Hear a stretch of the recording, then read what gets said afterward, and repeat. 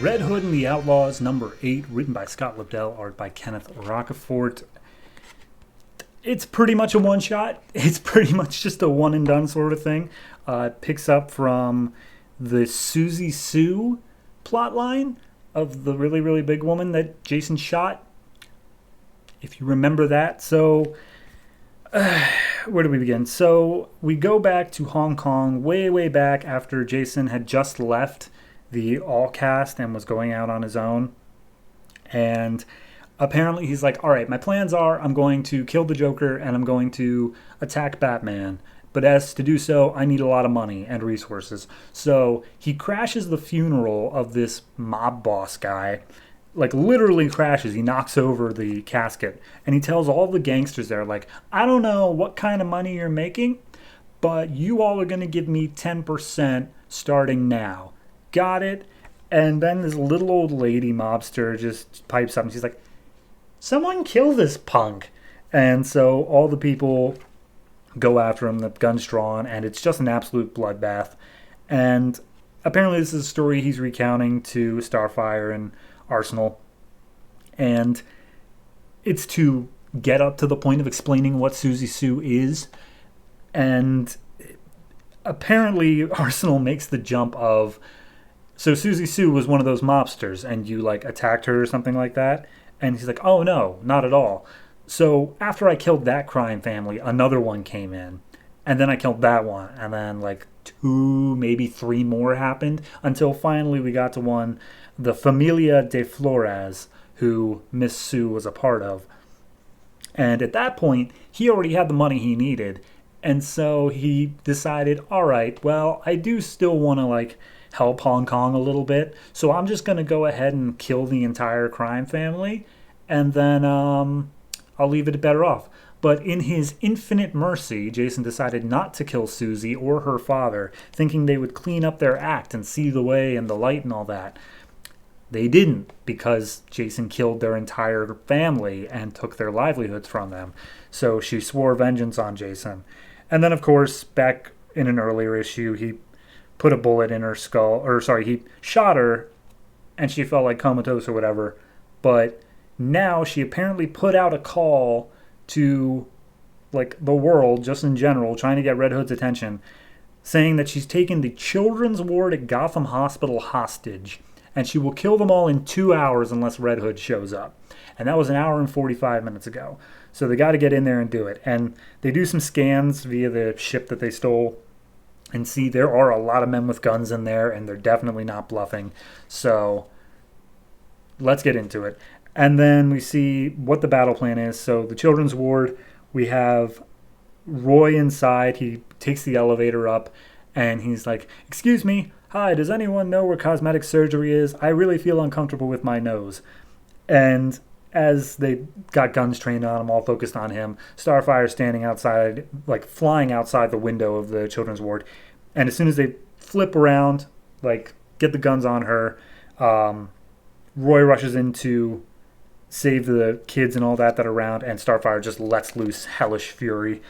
And so all the kids are saved, and they're all let out of the building. And Roy specifically says, like, you know, once this is all done, I'm going to ask you out on a date. And she's like, I'd like that.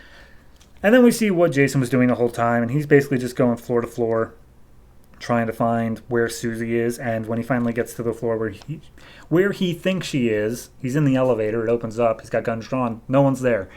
And he's like, I wonder where she is. And then she hears screaming from above, and we see this 600-pound woman, like going through the elevator shaft and landing on Jason.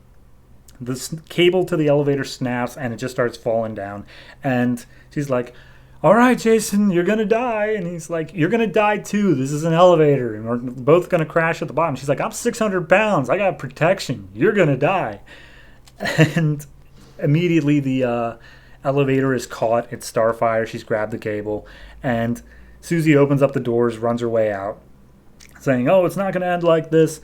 But then Jason just flips her, puts her on her back, and says, now here's the thing.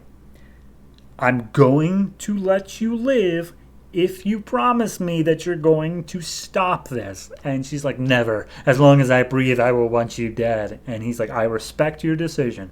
And he shoots her in the head.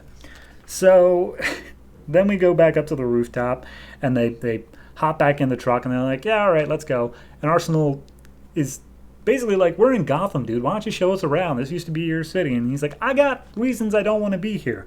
But as they hit the ship, their ship intercepts a call coming in from Alfred from the Night of the Owls crossover saying, hey, the towns are attacking. Here's a list of names. Everyone needs to go protect somebody. Please, we need help here. And Tim Drake's like, turns out there's somebody listening in on our call. Jason, if that's you, we could really use some help. And Starfire's like, do you know that kid? And then we get a flashback, a 2-page flashback, because Scott Lobdell's writing both books of Teen Titans and this, of Red Hood meeting up with Tim Drake saying, hey, you asked me for information. Her name is Cassie Sandsmark, a.k.a. Wonder Girl, and here's some info on how to find her or whatever. And Tim's like, cool, thanks. And they just kind of have a moment where Red Hood's about to leave because, you know, they had a trade of information. And Tim's like, dude, I've got breakfast. Just stay for breakfast. And Red Hood is like, you know, Batman wouldn't like it that you're hanging around with me. And Tim says, Batman's not here. So they sit down, they have some breakfast, and they just enjoy each other's company for a little bit. And then we see that Jason makes the decision, okay, we're going to save somebody. We're going to find somebody on the name. Give me someone who isn't covered by anyone else in the Bat family. And Roy Harper pulls up the list, and the one person that's left for them to take is Victor Freeze, a.k.a. Mr. Freeze. And yeah, that's going to go straight into the Night of the Owls tie-in.